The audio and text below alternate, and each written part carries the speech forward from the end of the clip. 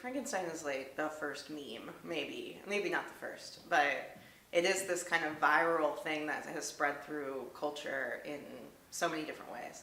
It's alive! It's alive! It's alive! It's alive! Meme or not, few stories are as ubiquitous and electrifying as Frankenstein. The creature has been depicted on screen over 40 times, including sequels, satires, If you're blue and you don't know where to go to, why don't you go where fashion sits?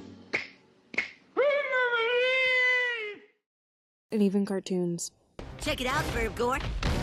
To make sure we win that monster contest, I taught him a few tricks. Watch this. Play that. Huh?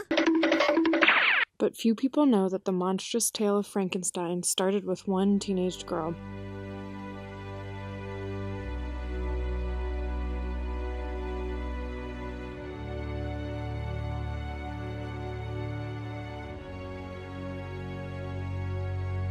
Mary Shelley was born Mary Goodwin in England 1797.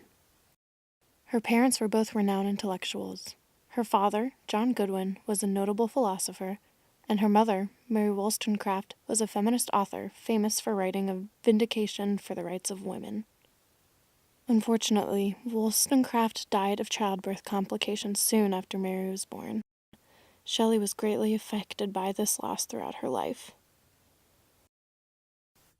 Growing up largely unsupervised, Shelley was a bit of a wild child, which led her to run away to Lake Geneva, Switzerland in the summer of 1816.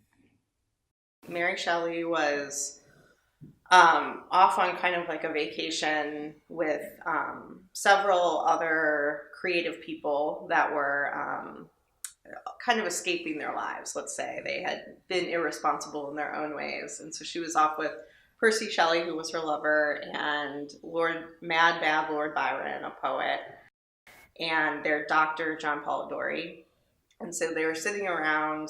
It was what is called now the year without a summer. There had been a massive volcanic explosion in Northern Europe. And so that summer, it was very dark and dreary because there was just ash all across Europe. So it was this kind of spooky climate anyway, and they're vacationing and are bored, and they are telling each other these German ghost stories. And so Byron challenges them all to write their own.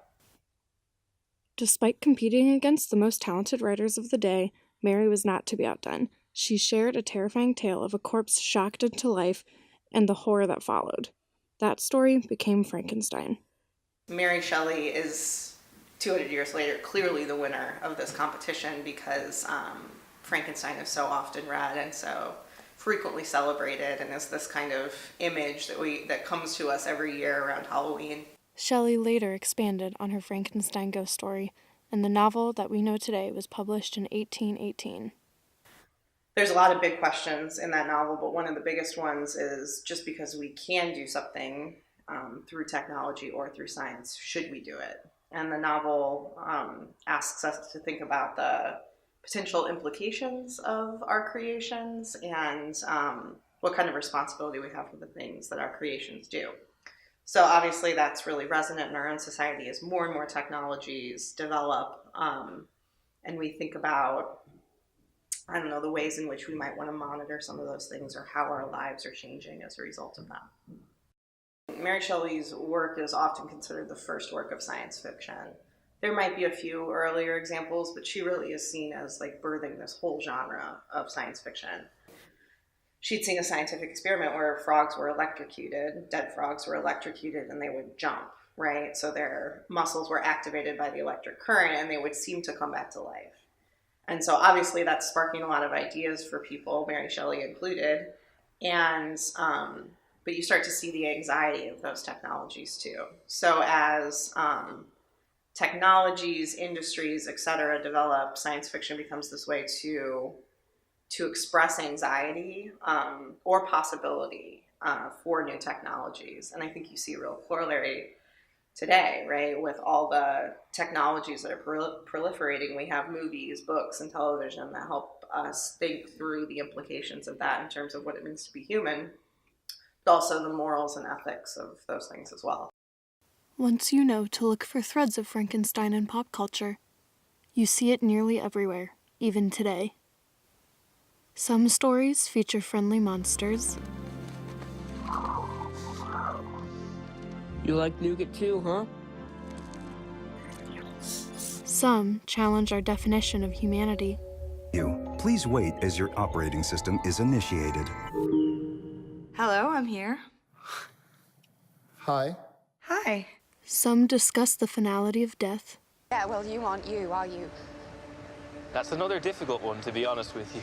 You're just a few ripples of you. There's no history to you. You're just a performance of stuff that he performed without thinking, and it's not enough. And some explore the universal desire to be accepted. And it all can be traced back to one book, one curious girl, one misunderstood monster. Frankenstein.